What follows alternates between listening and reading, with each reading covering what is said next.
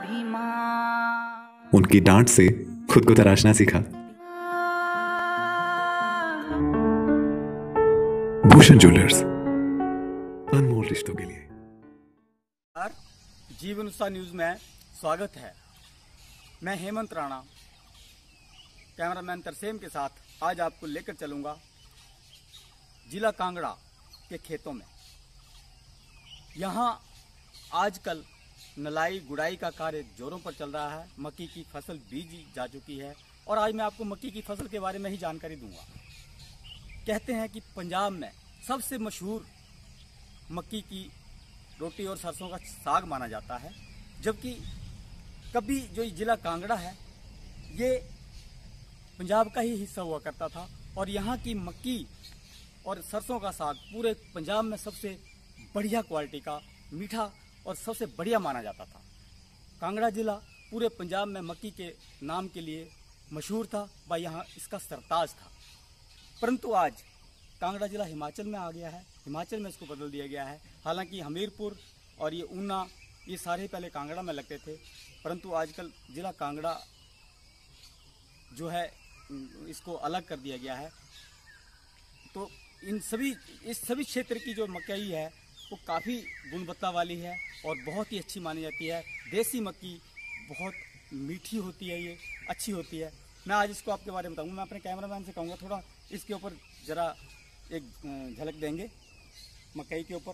ये मकई है, इसको यहाँ से बिजाई हो चुकी है और ऐसे ही बिजाई नहीं हुई है। तो इसकी जो क्वालिटी, इसका जो देखो फसल का जो इस वक्त आप इसका देख सकते हैं, ये मकई मतलब इतने अच्छे रूप में नहीं है, बहुत साथ एक साथ लगी हुई है। इसमें जगह जगह इसको दूर करना बहुत जरूरी है। नलाई गुड़ाई का कार्य यही होता है कि इसका एक तो गैपिंग अच्छी हो जाए और इसके साथ में जितना घास फूस है ये सारा निकल जाए। ये नलाई गुड़ाई कहते हैं। पहले जो अभी से जो पिछले कुछ दिनों में किसान हुआ करते थे वो मकई को इसके ऊपर जब से कहते हैं कि मक्की का दाना खेत में गया और जब तक वो दाने जो है अपने स्टोर रूम में नहीं आए तब तक इसका कार्य चलता ही रहता था।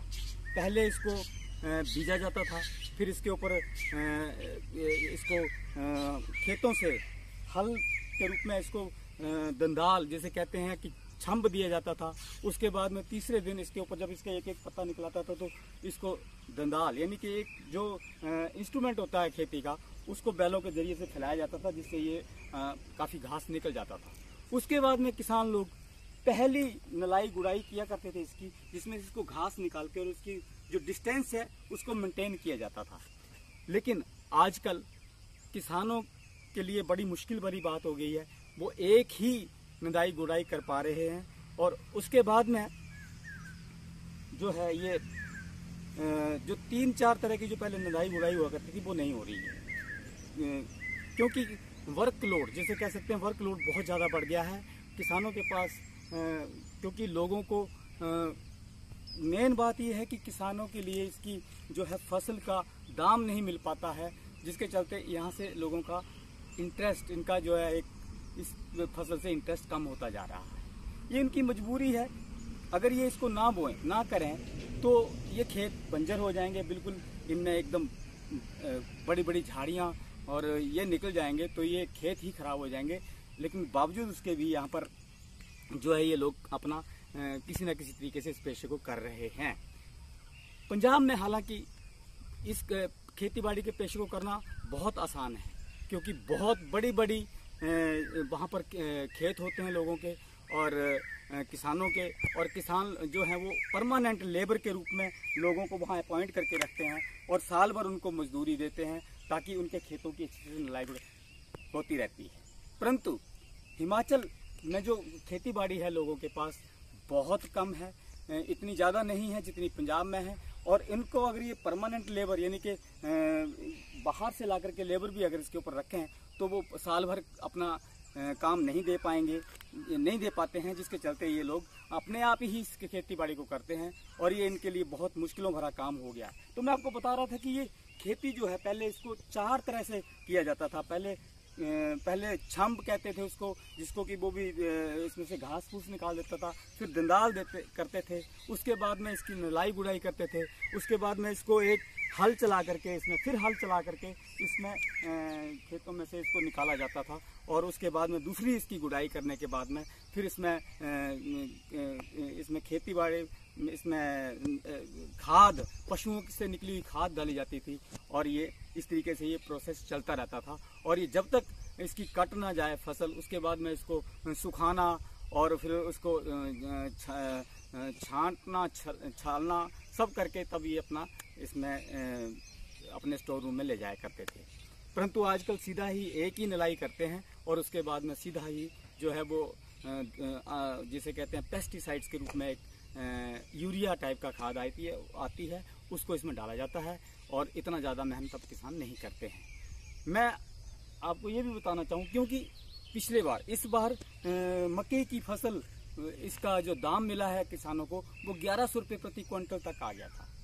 तो लोगों के पास, क्योंकि बड़े से बड़ा जो किसान है यहाँ पर, बहुत बड़े किसान नहीं है, कुछ एक दो को छोड़ करके, लेकिन जितने किसान हैं उनके पास हार्डली 7-8 क्विंटल, ज़्यादा से ज़्यादा 10 क्विंटल तक का पैदावार इस मकई की होती है, जिसके चलते ये जो है इनको अगर 1100 रुपये के हिसाब से अगर ये काम करेंगे, उनको दाम मिलेगा, तो आप खुद ही मान सकते हैं कि इनको कितने, यानी कि 10 क्विंटल पे इनको 11,000 रुपये का ही मतलब कि आमदन हुई, जो कि पूरे साल भर के लिए, मक्की के 6 महीने की फसल के लिए इनके लिए बहुत कम होती है। और ये अपने खर्चे, जिसमें कि ट्रैक्टर के बुआई का दाम देना होता है, और उसके बाद इसकी लेबर दी जाती है, इसके ऊपर इसके पेस्टिसाइड लगाए जाते हैं, सारा मिला करके उनका जो है ये निकल नहीं पाता है।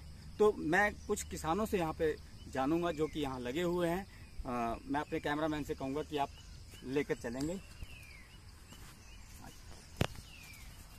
इस छरियों की, मतलब इसका जो गैपिंग कर रहे हैं, ये कितना गैपिंग होना चाहिए? ये नहीं मालूम है अभी, ये नहीं मालूम ही नहीं है। मतलब ये तो गैपिंग है ना, मतलब कि इसको गैपिंग, कितना गैपिंग किया जाता है, मतलब कि इसमें एक ये नहीं होता जिम्मेदारी में गैपिंग, मतलब ये थली है ना, जी जी, ये थली है, एक होगी, ये टका तरह वो हाँ हाँ है ना जी, हाँ जी, ये टका कुछ भी नहीं हो सकता, एक तो ही जाएगी, जितना गैप, मतलब इतना कम से कम 1-1.5 फीट का गैप होना चाहिए, है ना जी। अच्छा, तो मतलब क्योंकि एक दूसरे की, मतलब कि इसका न्यूट्रिशन एक दूसरे को मिलता रहे, इसका एक न्यूट्रिशन जो है एक दूसरे को मतलब मिलता रहे, इसके लिए गैपिंग जो थोड़ा सा इसमें बहुत अहम बात रखते हैं। और इसको जैसे अभी ये इसके अंदर से घास निकाल रहे हैं, तो ये जो खुदाई की जाती है इसके आसपास की, इससे ये क्या होता है, इसका जो बेस होता है वो थोड़ा मुलायम होता है, ताकि इसको न्यूट्रिशन और अच्छी तरीके से मिले। इस खेत में आप थोड़ा सा, मैं मक्की की तरफ दिखाऊंगा, कैमरामैन को बोलूंगा कि जरा मक्की को दिखा। ये देखो कितनी काफ़ी संख्या में एक जगह जो मक्की इकट्ठी पैदा हुई है, इसकी दूरी, इसका गैपिंग बहुत ज़रूरी है। यदि ये गैपिंग नहीं है तो ये फिर इसका इतना ग्रोथ नहीं हो पाएगा, और ये फसल इतने अच्छे तरीके से नहीं हो पाएगी। इसी खेत में मैं आपको दिखाऊंगा एक बम्पर परिवार, जो कि इस वक्त खेती बाड़ी में अपना नलाई गुड़ाई में लगा हुआ है, व्यस्त है। मैं मिलवाता हूँ उनसे आपको। हाँ, ये देखिए, मैं अपने कैमरामैन से कहूँगा कि पूरे सभी को एक साथ आप लेंगे, पीछे से होके थोड़ा।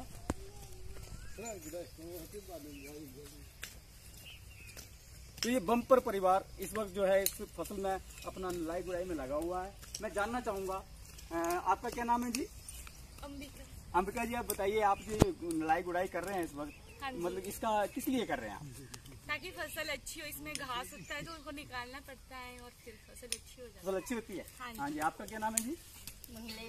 हाँ, तो आप क्या कर रहे हैं इस वक्त, किस लिए? और अच्छी कमाई हो।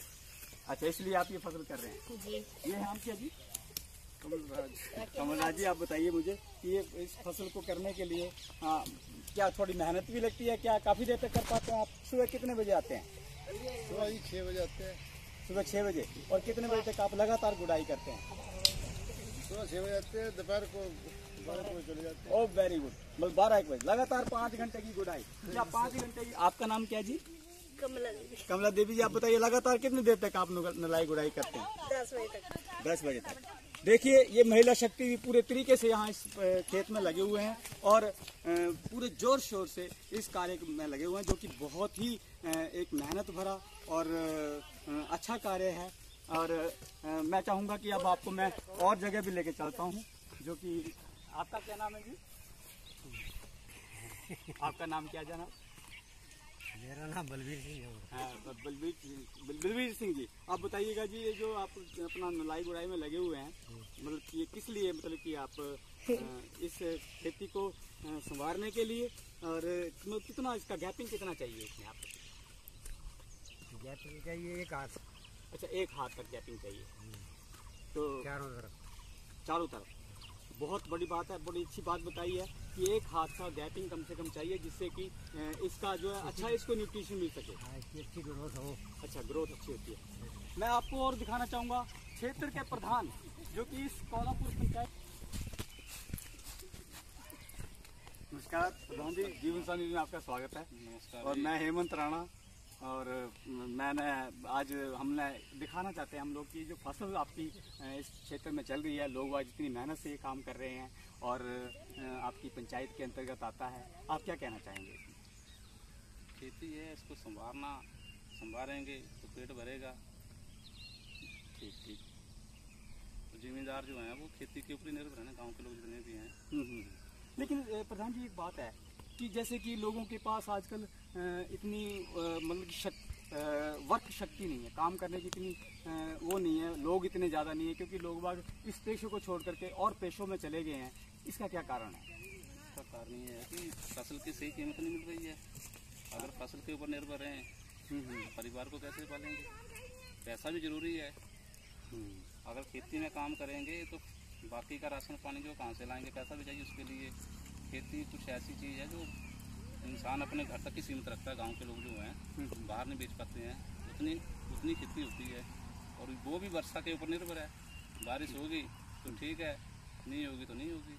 मतलब आजकल जो पहले जो मकई के लिए जो पहले बड़ी जोर शोर से कहते हैं 3-4 तरह की निंदाई गुड़ाई की जाती थी, लेकिन आजकल एक ही निंदाई गुड़ाई में जो है ये फसल पूरी कंप्लीट हो रही है, और इसके लिए भी लोग बाग अब नहीं मिल पा रहे हैं। इसका कारण यही है कि भाई मतलब यहाँ पर इसका जो फसल है इसका मेन दाम नहीं मिल पा रहा है। जबकि कहते हैं कि कांगड़ा जिला की जो मकई है वो कभी पंजाब में सबसे बढ़िया सरताज मानी जाती थी, कि बहुत मीठी और बड़ी स्वाद होती थी, और आज ये कांगड़ा जिला जो कि हिमाचल में आ गया है, पंजाब से इसका थोड़ा सा नाम हट गया। तो पंजाब की भी इतनी अच्छी नहीं है, लेकिन मशहूर फसल कहते हैं मानी जाती थी। क्या इसमें आप सत्य मानते हैं इस बात को? बिल्कुल सत्य है। कांगड़ा की फसल जो है, मक्की जो है बहुत अच्छी है और मीठी होती है, परंतु कारण यही रहा है कि इसमें अच्छे दाम नहीं मिल रहे हैं लोगों को। अगर फसल के ऊपर निर्भर हैं तो परिवार जो है बेकार हो जाएगा सारे का सारा ही। और दिहाड़ी इतनी ज़्यादा बढ़ गई है कि लोगों को लगाने की इतनी शक्ति नहीं है कि किसी के ऊपर निर्भर हैं। अच्छा प्रधान जी, क्या मनरेगा जैसी जो एक शक्ति है, चाहे बेशक किसान से ही उसके दाम ले लिए जाएं, और मनरेगा जैसे जो शक्ति है, एक वर्क शक्ति है, काम करने की जो शक्ति है, उसको अगर इसमें खेती बाड़ी में अटैच किया जाए तो इसके बारे में आपका कैसा है? तो विचार इस बारे में है कोई इस तरीके का कोई? अगर मनरेगा के तहत खेती बाड़ी करवाई जाए तो शायद लोगों के लिए राहत मिलेगी, इसमें फ़ायदा भी होगा।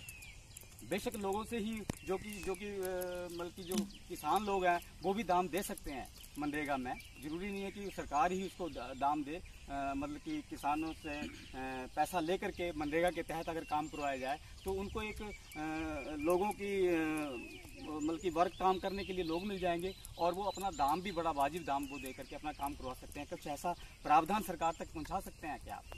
बात ऐसे है ना, अगर मनरेगा के तहत काम करवाएंगे तो उसमें ऐसे है कि 200 रुपये दिहाड़ी, 203 रुपये जो भी दिहाड़ी है उसके ऊपर काम करने के लिए मजदूर कम आएंगे। अगर आ भी जाएंगे तो वो काम कम करेंगे। तो खेती एक ऐसी फसल है, इसको टाइम से बीजना चाहिए और टाइम से इसकी बुझाई करनी चाहिए। इसका टाइमिंग मेन है। हाँ, टाइमिंग बड़ी बात कही है प्रधान जी ने कि इसकी मक्की की फसल की जो एक टाइमिंग है बहुत कम मायने रखती है इस बात में। इसकी फसल को जरा सा भी अगर लेट होते हैं, देर होती है, तो ये फसल का जो घास है वो ऊपर आ जाएगा, जो है वो इतना ज्यादा हो जाएगा कि वो गुड़ाई करना जो है मुश्किल हो जाएगा। खरपतवार जो है इसमें बहुत ज्यादा हो जाएगा और मक्की छोटी रह जाएगी, और ये जो है एकदम जो है घास ज्यादा निकल जाएगा, जो कि इसको पनपने नहीं देगा, और ये फसल जो है तहस नहस हो जाएगी। धन्यवाद प्रधान जी, आपने बड़ी अच्छी जानकारियां दी हैं। हम चाहते हैं कि जीवन उत्साह न्यूज़ के लिए और जीवन उत्साह न्यूज़ के सहारे से आपकी बात आगे तक जाए, और मनरेगा जैसी जो एक मजदूरों के लिए या कि जो कामगारों की जो जरूरत है मनरेगा जैसे कार्य में पूरा करके और सरकार आपकी बात को भी माने, सुने और जीवन उत्साह की तरफ से इस मामले को भी हम आगे ले जाएं। धन्यवाद। मैं आपको और प्रबुद्ध नागरिक जो हैं इस गांव कोलापुर के बलवीर सिंह जी, जो कि मतलब सेक्रेटरीट में आधिकारिक तौर पर बड़े अच्छे ऊंचे पद पर कार्य करके आए हैं, परंतु फिर भी अपने इस पुश्तैनी पैसे को बिल्कुल नहीं भूले हैं और आज वो इसकी बारीकियों को बड़ी अच्छी तरीके से जानते हैं और इसके बारे में काफ़ी अच्छी जो जानकारी इसके बारे में रखते हैं, इस खेती बाड़ी के बारे में। तो मैं चाहूँगा कि आप उनसे ज़रा रूबरू हों। नमस्कार जनाब। नमस्कार जी। तो मैं जो आपका जो आपने सेक्रेटरीट में काम किया है, जॉब किया है, उसके बावजूद आपने खेती की काफ़ी बारीकियों को समझा है और खुद अपने हाथ से करते हैं, इसका क्या कारण है कि आप तो करवा भी सकते हैं, बावजूद उसके भी आपको जो है मतलब कि इसमें अपनी मेहनत करनी पड़ती है, इसका क्या कारण है? करवा तो सकते हैं, लेकिन एक तो लेबर जो है वो अवेलेबल नहीं है, सबको हम सकते हैं। दूसरा इसका ये है कारण कि हमें इस खेती से लगाव है, हमारी पुश्तैनी जगह है, बुजुर्गों की जगह दी हुई है, तो हम इसको खेती को भूल नहीं सकते और लेबर ना मिलने के बावजूद भी हम खुद इस काम को करते हैं। लेबर ना मिलने के बावजूद भी कार्य को करते हैं। लेबर मिलती ही नहीं है, मेन मुख्य बात यह है कि लेबर मिलती ही नहीं है। उसके लिए अभी प्रधान जी से भी बात हुई है कि उन्होंने ये कहा है कि भाई अगर इसको मनरेगा के तहत अगर लिया जाए तो एक अच्छी बात हो सकती है। क्या आप भी इसमें इत्तेफाक रखते हैं क्या? यस, 100%। अगर ये काम मजदूर के जो खेती का हमारा काम है मनरेगा के थ्रू हो तो इससे बढ़िया बात और कुछ नहीं हो सकती, क्योंकि लोगों को जो जिनके पास खेती का काम नहीं है उनको रोजगार भी मिलेगा और जिनके पास खेत खलियान हैं वो भी थोड़ा सा फैसिलिटेट हो जाएंगे और उनका काम भी अच्छी तरह से हो जाएगा। लेकिन एक बात है कि भी जैसे मनरेगा तो सरकार तो सारा खर्चा उठा नहीं सकती है ना, लेकिन किसान लोग भी जो जैसे कि आप जैसे समर्थ किसान हैं वो एक मतलब कि मनरेगा की जो मजदूरी है उसको अपने तरफ से पे करने के लिए क्या तैयार रहेंगे? बिल्कुल 100%। अगर मनरेगा के थ्रू हो तो मजदूरी हम भी दे सकते हैं, लेकिन काम अवेलेबिलिटी ऑफ लेबर, मतलब इसको कानून में प्रावधान रखा जाए। बिल्कुल होना चाहिए। धन्यवाद। जीवन उत्साह न्यूज के लिए मैं हेमंत राणा, कैमरामैन तरसेम के साथ, धन्यवाद। हेलो दोस्तों, नमस्कार। मेरा नाम रमेश शर्मा है और मैं जीवन उत्साह न्यूज का मुख्य संपादक हूं। पिछले 2 वर्षों में हिमाचल के अलग अलग जिलों में काम करते हुए हम इस चैनल को आगे बढ़ा रहे हैं। अगर आपने हमें चैनल को सब्सक्राइब नहीं किया है तो आप प्लीज सब्सक्राइब कीजिए। मैं आपको विश्वास दिलाता हूं आप निराश नहीं होंगे। भले आप 1 महीना इस चैनल को फॉलो करके देखिए, आपको मिलेंगे यहां जागरूकता से जुड़ी हुई वीडियो और आपके परिवार, आपके समाज से जुड़े हुए वीडियो। सर्च कीजिए जीवन उत्साह न्यूज फेसबुक पे और यूट्यूब।